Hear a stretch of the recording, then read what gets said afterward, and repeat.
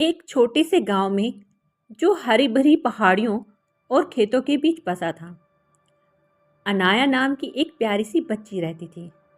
अनाया सिर्फ 10 साल की थी, लेकिन उसकी मुस्कान इतनी चमकीली थी कि वह अंधेरे को भी रोशन कर देती थी।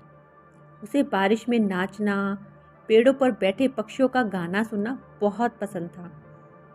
उसकी हंसी बहुत प्यारी थी और उसका मन उतना ही निर्मल और मासूम था जितना उसके गांव का नीला आसमान। लेकिन गांव की जिंदगी हमेशा आसान नहीं होती, खासकर एक छोटी लड़की के लिए।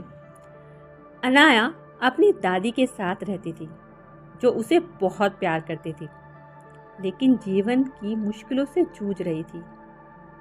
इन सब कठिनाइयों के बावजूद भी अनाया बहुत खुश थी। वह छोटी छोटी चीजों में भी खुशी ढूंढ लेती थी। चेहरे पर सूरज की गर्मी और सुबह की ताजगी भरी हवा और हवा की सरसराहट जो उसके सपनों को दूर दूर तक ले जाती थी। एक दिन जब अनाया स्कूल से घर लौट रही थी, उसने एक सुनसान मैदान से होकर शॉर्टकट लिया। आसमान अचानक सलेटी हो गया और ठंडी हवा चलने लगी। अनाया अपने ख्यालों में खोई हुई थी। उसे इस बात का पता भी नहीं चला कि एक आदमी उसका पीछा कर रहा है। वह गांव का कोई अनजान आदमी था, जिसे अनाया ने पहले कभी नहीं देखा था। जैसे जैसे अनाया आगे बढ़ती गई, वह आदमी उसके और करीब आता गया और अंत में उसने अनाया को पीछे से पकड़ लिया। अनाया की दुनिया अंधेरे में डूब गई। वह आदमी उसे एक सुनसान जगह पर घसीट कर ले गया और वहां उसने अनाया के साथ अत्याचार करना शुरू कर दिया। उसने उसकी मासूमियत को कुचलते हुए उसे जमीन पर पटक दिया। उसने अनाया के कपड़े फाड़ दिए और जब वह चिल्लाने लगी तो उसने उसके चेहरे पर जोर से मुक्का मारा। अनाया का जबड़ा टूट गया था। दर्द से उसकी चीखें गूंज उठी, लेकिन वहां कोई नहीं था जो उसकी मदद कर सके। उस आदमी की दरिंदगी यही नहीं रुकी। उसने अनाया का गला दबाना शुरू किया, मानो उसकी सारी चीखों को हमेशा के लिए खामोश करना चाहता हो। अनाया ने खुद को बचाने की बहुत कोशिश की, लेकिन उसकी ताकत उस दरिंदे के आगे कम पड़ गई। उसकी आंखों में आंसू और दर्द था। उसकी सांसें घुटने लगी।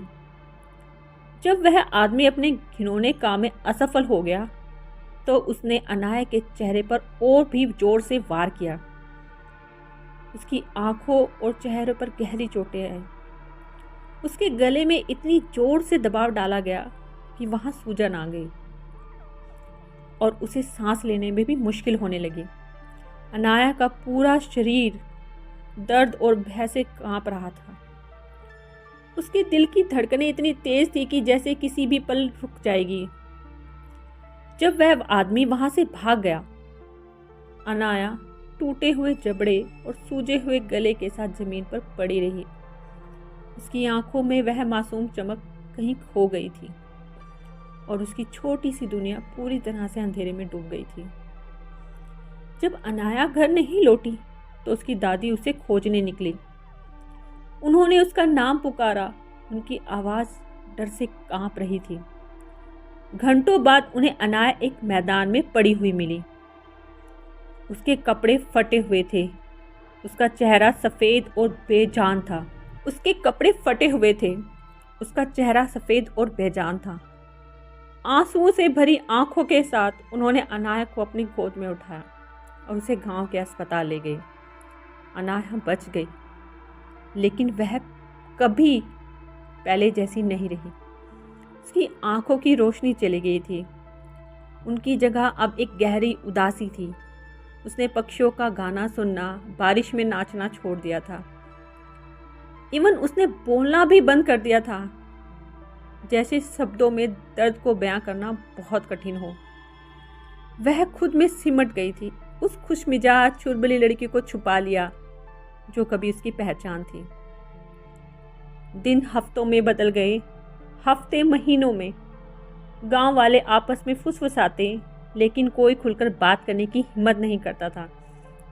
वे नहीं जानते थे कि अनाया और उसकी दादी को कैसे दिलासा दें।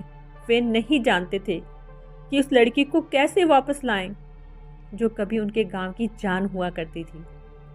एक दिन माया नाम की एक युवा महिला गांव में आई। वह शहर की एक सामाजिक कार्यकर्ता थी जो अनाया और उसकी दादी की मदद के लिए आई थी। माया के चेहरे पर एक प्यारी सी मुस्कान थी और उसका स्पर्श बहुत ही कोमल था। उसने धैर्यपूर्वक अनाया को उसके खोल से बाहर निकालने की कोशिश की। उसने अनाया की खामोश चीखों को सुना, उसके दर्द को समझा जो वह शब्दों में बयान नहीं कर पा रही थी। माया ने अनाया को उन लड़कियों के एक समूह से मिलवाया जो ऐसी घटनाओं से गुजरी थी। धीरे धीरे अनाया अपने मन की बातें खोलनी शुरू कर दी। उसने उनकी कहानियों में सांत्वना मिलने लगी कि यह जानकर कि वह अकेली नहीं है। उसे उनकी हिम्मत में ताकत मिली, अपने डर का सामना करने की सीख मिली और उसे उनकी दोस्ती में उम्मीद मिली। यह विश्वास कि शायद वह फिर से ठीक हो सकती है। यह आसान नहीं था। अनाया को बुरे सपने आते थे, उसे घबराहट के दौरे पड़ते थे, वह बिना किसी कारण के रो पड़ती थी। लेकिन माया हमेशा उसके साथ रहती थी, उसका हाथ थामे उसे याद दिलाती थी कि रोना ठीक है, गुस्सा होना ठीक है और महसूस करना भी ठीक है। धीरे धीरे अनाया ने फिर से अपनी आवाज़ पाना शुरू कर दिया। उसने गाना गाना शुरू कर दिया। पहले धीरे धीरे सिर्फ एक फुसफुसाहट, लेकिन समय के साथ उसकी आवाज़ मजबूत होती। एक दिन जब बाहर बारिश हो रही थी, अनाया अपने घर से बाहर निकल खुले मैदान में चली गई। उसने अपना चेहरा आसमान की ओर उठाया और बारिश की बूंदों को अपनी त्वचा पर महसूस किया। उसने अपने हाथ फैलाए और नाचने लगी, घूमने लगी, झूमने लगी। उसकी हंसी एक मधुर धुन की तरह गूंज उठी। गांव वाले आश्चर्य से देख रहे थे।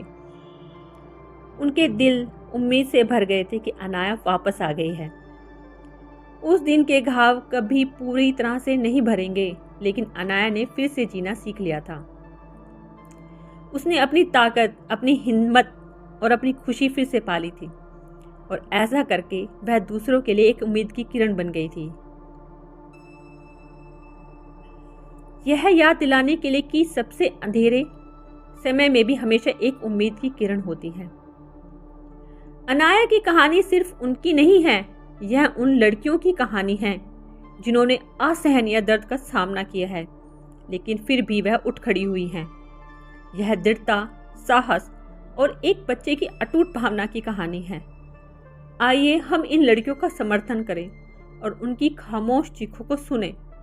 उन्हें अपनी आवाज़ पाने में फिर से मदद करें, क्योंकि हर बच्चे को बिना डरे और बिना दर्द के बारिश में नाचने और पक्षियों का गाना सुनने का अधिकार है।